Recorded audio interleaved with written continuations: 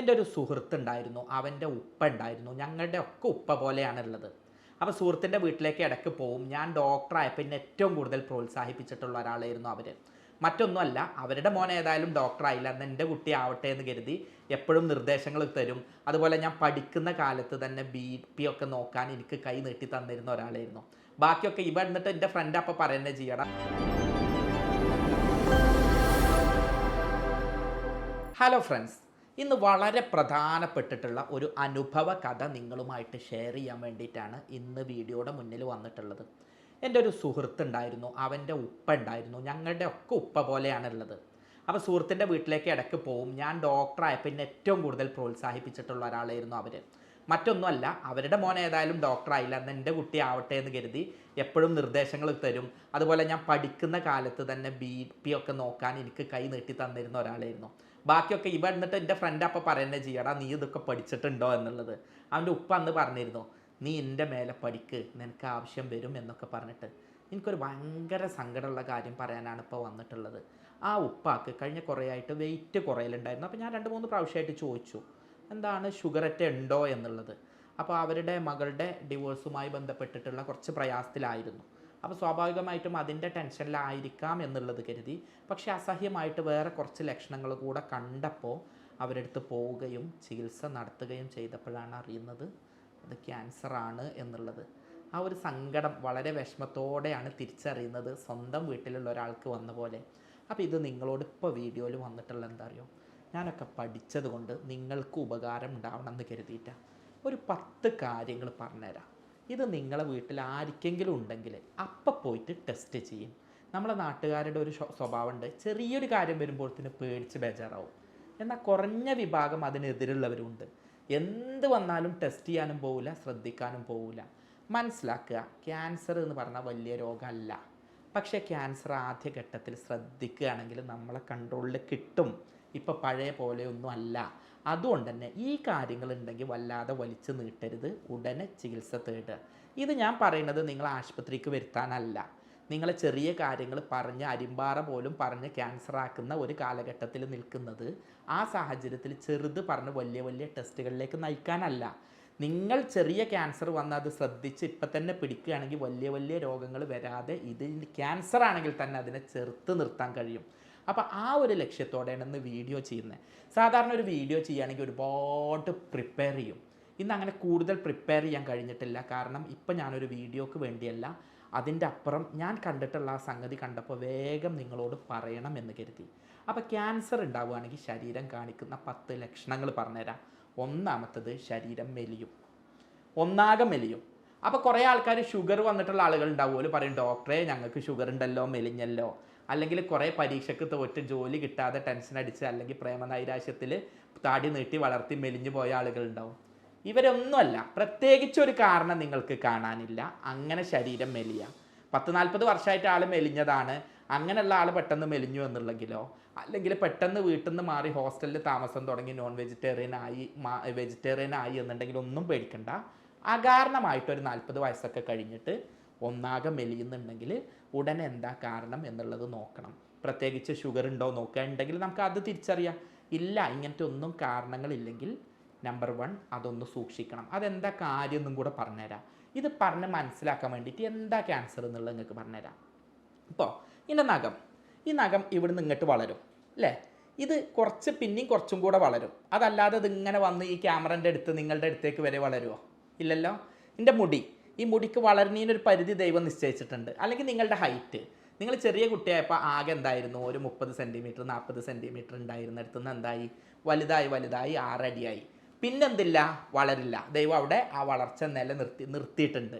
ഇങ്ങനെ ഓരോ കോശത്തിനും ദൈവം എന്ത് ചെയ്തിട്ടുണ്ട്, ഈ വളർച്ചയെ പിടിച്ചു നിർത്താനുള്ളൊരു പവർ ജനിതകമായിട്ട് കൊടുത്തിട്ടുണ്ട്. എന്നാൽ ചില സെല്ലുകൾക്ക് ആ വളർച്ച നിൽക്കില്ല.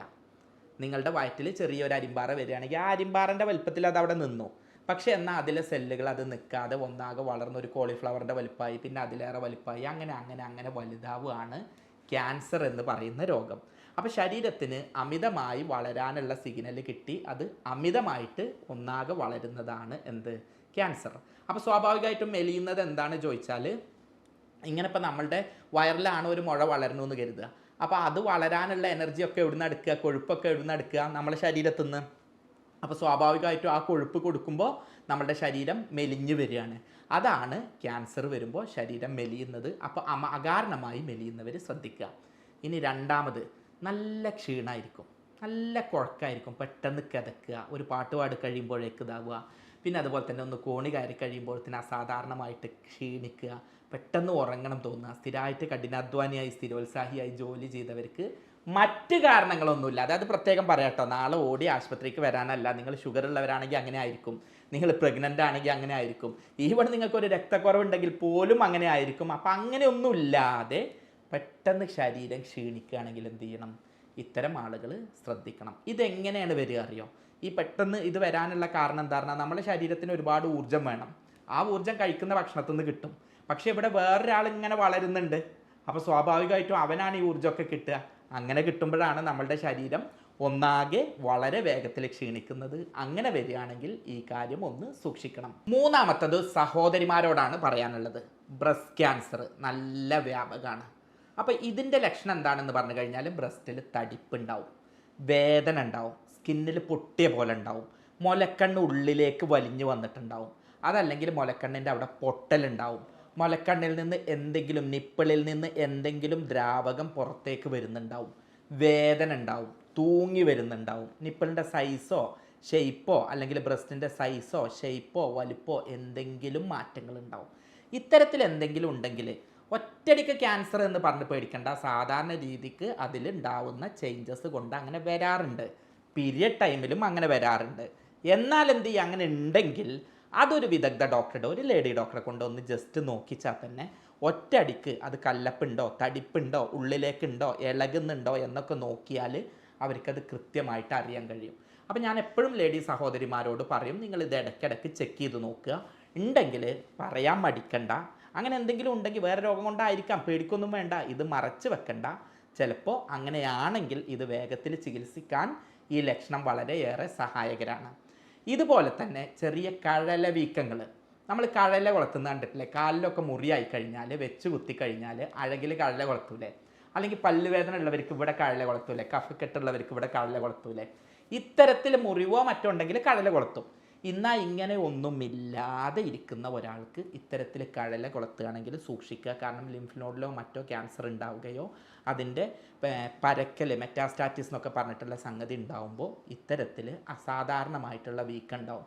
സ്ത്രീകളുടെ ആക്സില എന്ന് പറഞ്ഞിട്ടുള്ള കക്ഷത്തിൻ്റെ ഭാഗത്ത്, അഴകിൻ്റെ ഭാഗത്ത്, കഴുത്തിൻ്റെ ഭാഗത്ത് ഇങ്ങനെയുള്ള വീക്കമോ മുഴയോ ഉണ്ടാവുക.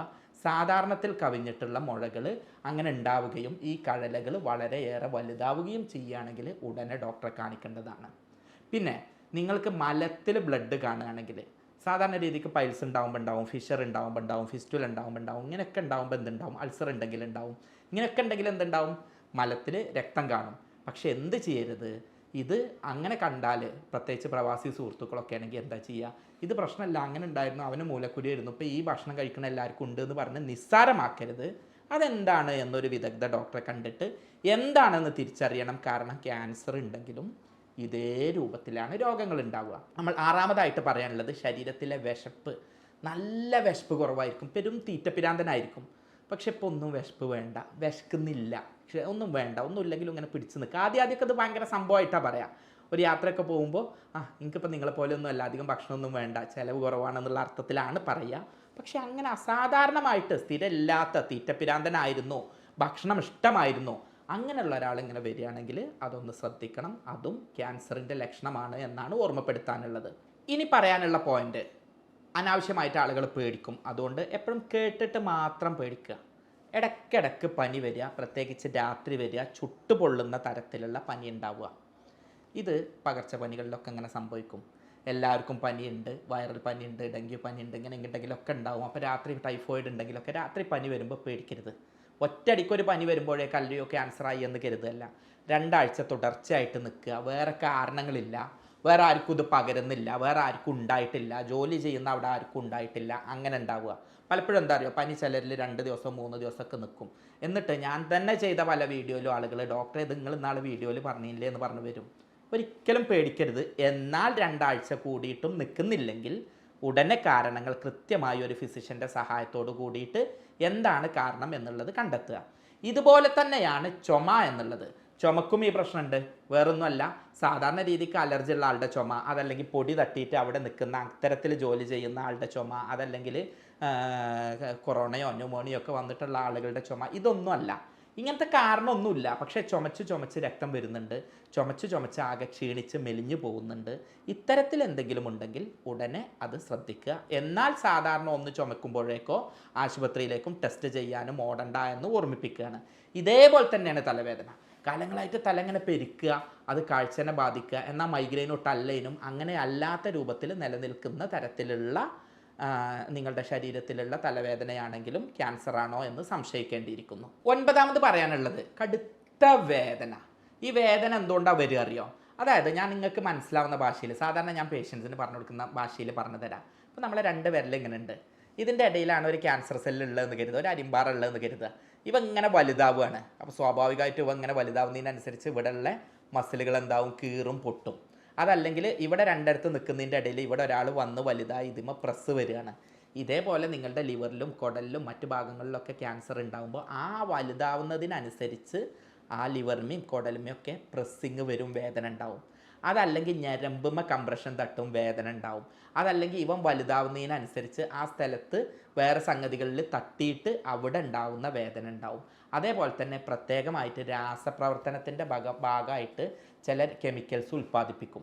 അത്തരത്തിലും ഈ പ്രയാസങ്ങൾ ഉണ്ടാവും. അങ്ങനെ ഉണ്ടെങ്കിലും നിങ്ങൾക്ക് തലവേദന വരാം. തലവേദന അല്ല, വേദനകൾ വരാം. അതുകൊണ്ട് അമിതമായിട്ടുള്ള വേദനകൾ ഇതിൻ്റെ ഒരു പ്രധാന ലക്ഷണമാണ്. പക്ഷേ ഞാൻ കണ്ടിട്ടുള്ളത് ഇതിൻ്റെ മുൻപ് മറ്റ് ലക്ഷണങ്ങളൊക്കെ കാണും. അപ്പോൾ തന്നെ ഏതാണ്ട് അറിയാം. ക്യാൻസർ വന്ന ഒരാൾക്ക് പിന്നെ ചിലപ്പോൾ എന്താവും എന്ന് പറഞ്ഞാൽ ചില പേഷ്യൻസ് ഉണ്ടാവും, വന്ന് നമ്മളോട് പറയും, പ്രത്യേകിച്ച് ഒരു 60-65 വയസ്സായിട്ടുള്ള ആളുണ്ടാവും, റിപ്പോർട്ടൊന്നും കൊണ്ടുവരാതെ വരും. അപ്പോൾ അത്തരം കേസുകളിൽ ഞങ്ങൾക്കൊക്കെ ഇത് വേഗം ക്യാൻസർ ആണെന്ന് മനസ്സിലാക്കാനുള്ള സഹായിക്കുന്ന ഒന്നാണ്. വീട്ടുകാരെന്ത് ചെയ്തിട്ടുണ്ടാവും? ക്യാൻസർ ആണ് എന്ന് അറിഞ്ഞിട്ടുണ്ടാവും. എന്നാൽ ഇവരെന്ത് ചെയ്തിട്ടുണ്ടാവില്ല? ഇവരോട് പറഞ്ഞിട്ടുണ്ടാവില്ല. ഇവർ ഡോക്ടറെ വേദനയാണ് എന്ന് പറഞ്ഞിട്ട് വരും. അപ്പോൾ അത്തരത്തിലുള്ള ഒരു സംഗതിയാണ് വേദന. അത് തന്നെ രാത്രിയാണ് സാധാരണയായിട്ട് കൂടാറുള്ളത്. എന്നാൽ സ്കിന്നിലെ ക്യാൻസർ നമ്മുടെ നാട്ടിൽ വല്ലാതില്ല. നെറ്റ് നിങ്ങൾ നോക്കുകയാണ്, ക്യാൻസറിൻ്റെ 10 ലക്ഷണങ്ങൾ ഏതൊക്കെയാണെന്ന് നോക്കിയാൽ ഒരുപക്ഷെ ആദ്യം കാണുന്നത് ഈ സ്കിന്നിലുള്ളതായിരിക്കും. ഞാൻ അങ്ങനെയല്ല പറയുന്നത്, അത് ലാസ്റ്റായിട്ടാണ് പറയുന്നത്. നമ്മുടെ നാട്ടിൽ അധികം ഇല്ല. പക്ഷെ ഇപ്പോൾ നമ്മളുടെ സഹോദരന്മാർ ഒരുപാട് പേര് യൂറോപ്പിലേക്കും അമേരിക്കയിലൊക്കെ മൈഗ്രേറ്റ് ചെയ്യുമ്പോൾ ആ ഒരു സംഗതി ശ്രദ്ധിക്കുക. അപ്പോൾ എന്താണെന്ന് പറഞ്ഞാൽ സ്കിന്നിൽ ചെറിയ അരിമ്പാറ, അതല്ലെങ്കിൽ ചെറിയ മറുക്, അതിങ്ങനെ വലുതാവും. അതിങ്ങനെ അമർത്തി നോക്കിയാൽ തന്നെ അതിൻ്റെ ഉള്ളിലേക്ക് എന്തോ ഉള്ള പോലെ ഉണ്ടാവും. അവിടെ എന്തുണ്ടാവും? ചെറിയ മുറിവുകളായിട്ടും ഇച്ചിങ് ആയിട്ടും ഒക്കെ. അതുപോലെ തന്നെ അതിൻ്റെ മാർജിനുകൾ, അരിമ്പാറ സാധാരണ ഒരേ കളറിലല്ല ഉണ്ടാവുക, അങ്ങനെയല്ല, പലയിടത്ത് വരും, പല കളറിലുണ്ടാവും. അതിൻ്റെ ഒരുപോലെ ആവില്ല, ഇറഗുലർ ആയിട്ടാണ് ഉണ്ടാവുക. ഈ ഒരു അർത്ഥത്തിലൊക്കെ ഉണ്ടാവുകയാണെങ്കിൽ അത് സ്കിന്നിലെ ക്യാൻസർ ആണ് എന്നുള്ളത് പേടിക്കണം. പക്ഷെ ഞാൻ അതിനെ അത്ര ഗൗരവമായിട്ട് നിങ്ങളോട് പറയുന്നില്ല. കാരണം ഞാനിവിടെ വന്നിട്ടുള്ളത് ബുക്കിൽ പഠിച്ചത് അതേപോലെ ഛർദ്ദിക്കാനല്ല, എന്തെങ്കിലും കാര്യങ്ങൾ പറഞ്ഞത് അതേപോലെ ചെയ്യാനല്ല. ഈ പറഞ്ഞിട്ടുള്ള 10 കാര്യങ്ങൾ ആർക്കെങ്കിലും ഉണ്ടെങ്കിൽ ഉടനെ വൈദ്യസഹായം തേടി അത് ക്യാൻസർ അല്ല എന്ന് ഉറപ്പ് വരുത്താനാണ്. ഈ പറഞ്ഞതിൻ്റെ ഉദ്ദേശശുദ്ധി അനുഭവങ്ങളിൽ നിന്നാണ് ഓരോരുത്തരും മികച്ച ഡോക്ടറാവുന്നത് എന്ന് പലപ്പോഴായിട്ട് തോന്നിയിട്ടുണ്ട്. അതുകൊണ്ട് തന്നെ ഇത്തരം കാര്യങ്ങൾ കണ്ടപ്പോഴാണ് എനിക്ക് തോന്നിയത് വീഡിയോ വല്ലാതെ കുറേ ചെയ്യുന്നതിന് പകരം ഇത്തരം ആളുകൾക്ക് വീട്ടിലിരുന്ന് മനസ്സിലാക്കേണ്ട കാര്യങ്ങൾ ചെയ്യുക എന്നുള്ളത്. ഇതിൻ്റെ താഴെ ഇനിയിപ്പോൾ ഞാൻ വല്ലാതെ പ്രിപ്പയർ ചെയ്യാതെ വന്നിട്ടാണ് ഇത് ചെയ്തിട്ടുള്ളത്. ടോപ്പിക്ക് നന്നായിട്ട് പഠിച്ചിട്ടുണ്ട് കേട്ടോ, പക്ഷേ ഭാഷാപരമായിട്ടും മറ്റൊന്നും അധികം പ്രിപ്പയർ ചെയ്തിട്ടില്ല. അതുകൊണ്ട് തന്നെ ഇതിൻ്റെ താഴെ കുറേ കമൻറ്റുകൾ ഉണ്ടാവും. ദയവായിട്ട് ഇത് പരമാവധി ആളുകളിലേക്ക് എത്തിക്കുക. ഇത്തരം പ്രശ്നങ്ങൾ ഒരാളിത് കാണാതെ ശരീരം മെലിഞ്ഞു, എൻ്റെ ശരീരം നന്നായി എന്ന് കരുതി, അതല്ലെങ്കിൽ വേദന അതൊക്കെ ശരിയായിക്കോളും എന്ന് കരുതി, ചുമ വന്നത് ഗൗനിക്കാതെ, പനി വന്നത് ഗൗനിക്കാതെ ഇരുന്നിട്ട്, അല്ലെങ്കിൽ എന്തെങ്കിലും ബ്രസ്റ്റിലോ മറ്റോ ഉണ്ടായിട്ട് സ്ത്രീകൾ ആരോടും പറയാതിരുന്നിട്ട് ക്യാൻസർ രോഗിയായി പിന്നെ തിരിച്ചു കിട്ടാത്ത രൂപത്തിലാവാതിരിക്കാൻ ദയവായി ഈ വീഡിയോ ഒന്ന് ഷെയർ ചെയ്യുക. അങ്ങനെയാണ് എന്നുണ്ടെങ്കിൽ ഒരുപാട് പേരുടെ ജീവിതം നമുക്ക് ക്യാൻസറിൽ നിന്ന് രക്ഷപ്പെടാനാവും. ഇനി ഇങ്ങനെ എങ്ങാനും ഉണ്ടെങ്കിൽ ഇതൊന്നും പേടിക്കണ്ട, ഇതൊക്കെ മാറ്റിയെടുക്കാവുന്നതാണ്. എപ്പോഴും ഞാൻ പറയുന്നൊരു സംഗതി ഉണ്ട്, സംഭവിച്ചതിനൊക്കെ നല്ലതാണ്. നമുക്ക് ദൈവം എന്ന് പറഞ്ഞ ഒരാൾ എല്ലാം നല്ലതിനാണ് വെച്ചേക്കുന്നത്. ദൈവം ഇങ്ങനെ ഒരു ലക്ഷണം കാണിച്ചു തന്നുകൊണ്ട് നമുക്കിത് അറിയാൻ പറ്റിയെന്ന് കരുതിയിട്ട് പോസിറ്റീവായിട്ട് ചിന്തിക്കുക. അല്ലാതെ അയ്യോ എൻ്റെ ബ്രസ്റ്റിൽ മുഴ ഉണ്ടല്ലോ, എനിക്ക് ക്യാൻസർ ആയല്ലോ പറഞ്ഞിട്ട് പേടിക്കല്ല വേണ്ടത്. ഓക്കെ, ഇത് കണ്ടല്ലോ, ഇനി ഇത് മാറ്റിയെടുക്കാം. ഇന്നത്തെ കാലത്ത് അത് മാറ്റിയെടുക്കാനുള്ളതേ ഉള്ളൂ. അത്തരത്തിൽ പറഞ്ഞ് പേടിപ്പിക്കല്ല ചെയ്യുന്നത്, പോസിറ്റീവായിട്ട് നിങ്ങളോടൊപ്പം നിൽക്കുകയാണ് ചെയ്യുന്നത്. ഈ വീഡിയോ പരമാവധി എല്ലാവരിലും എത്തിക്കുക. സ്നേഹത്തോടെ doctor Basil Yusuf, doctor Basil homeo hospital, Pandikkad, Malappuram ജില്ല.